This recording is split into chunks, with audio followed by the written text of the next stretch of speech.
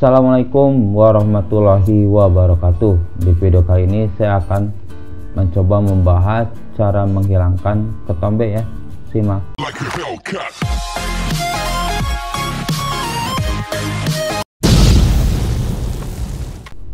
Sebelum ke pembahasan cara menghilangkan ketombe, kita harus tahu dulu ya ketombe itu apa. Jadi si ketombe ini adalah serpihan kulit kepala yang berwarna putih keabu-abuan. Jadi ketombe itu ternyata serpihan kulit kepala ya, jadi bukan binatang. Nah ini terjadi karena si pertumbuhan dan si kerontokan sel kulit kepalanya itu terlalu cepat ya. Biasanya ada gangguan di kelenjar minyak kulit kepalanya ya, terlalu banyak memproduksi minyak. Nah, ada beberapa kondisi yang menyebabkan itu terjadi ya. Yang pertama biasanya jarang keramas ya. Orang yang jarang keramas biasanya ketombean ya.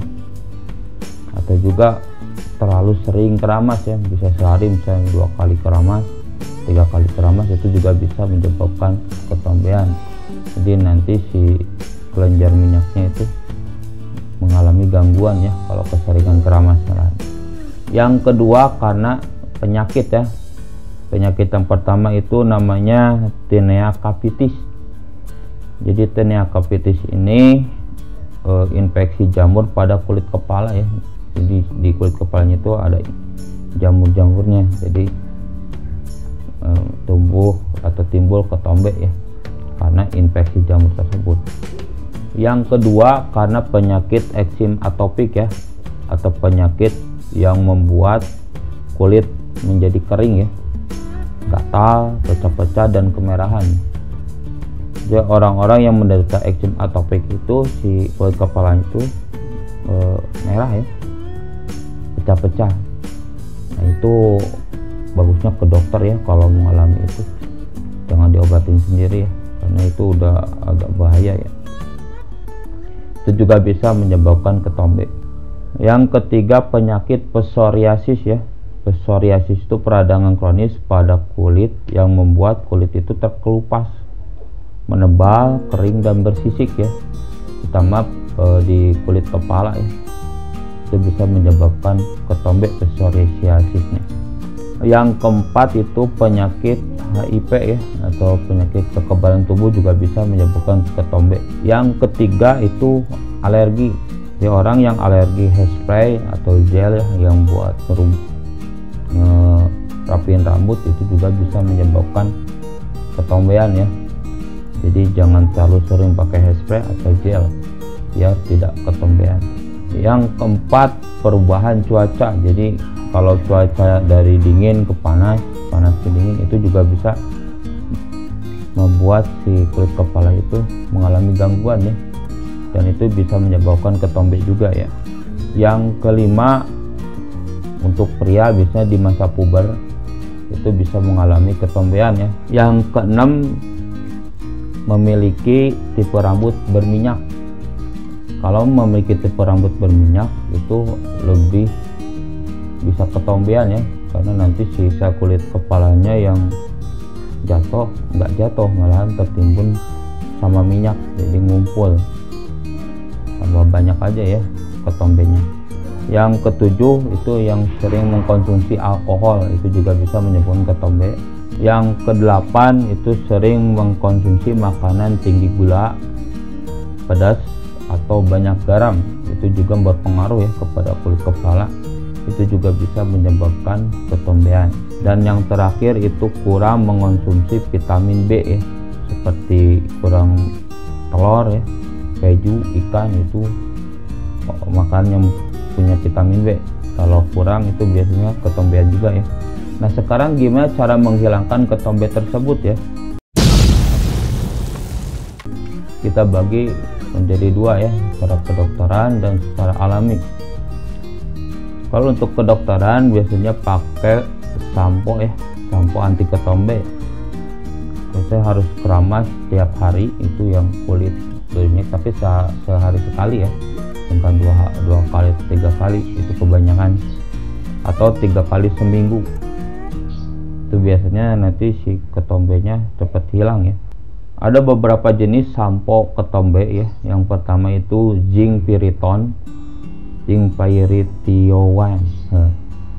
Zinc piriton itu zat pembunuh jamur, biasanya yang menyebabkan ketombe ya, yang menyebabkan ketombe itu dibunuh ya, atau zat antibakteri zinc piriton itu. Yang kedua itu asam salisilat ya.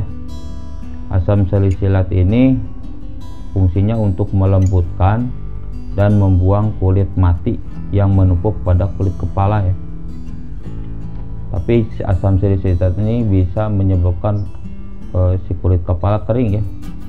Bagusnya pakai conditioner sesudah pakai asam salisilat.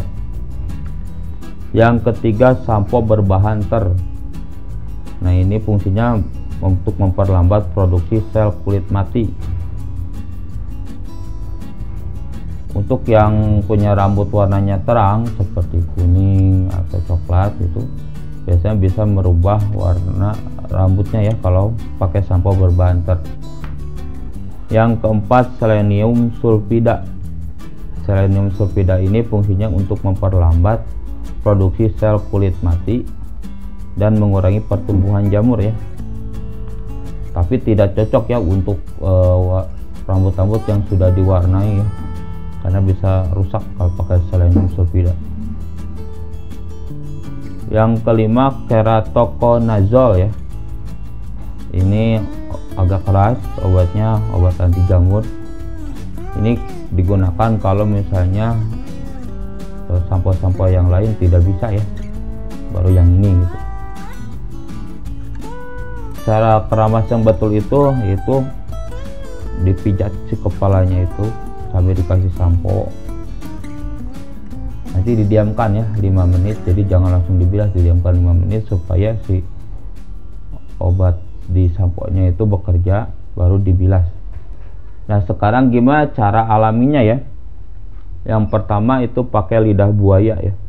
Lidah buaya itu adalah antibakteri dan anti jamur alami ya, bisa melindungi kulit kepala dari ketombe. Caranya itu si gelnya itu di kulit kepalain itu diolesin sampai rata, didiamkan sebentar, lalu nanti dibilas ya, gampang. Yang kedua pakai tea tree oil.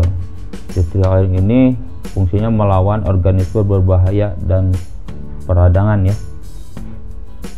Tapi ini bisa menyebabkan alergi ya. Jadi kalau ada alergi dari tea tree oil jangan dipakai ya.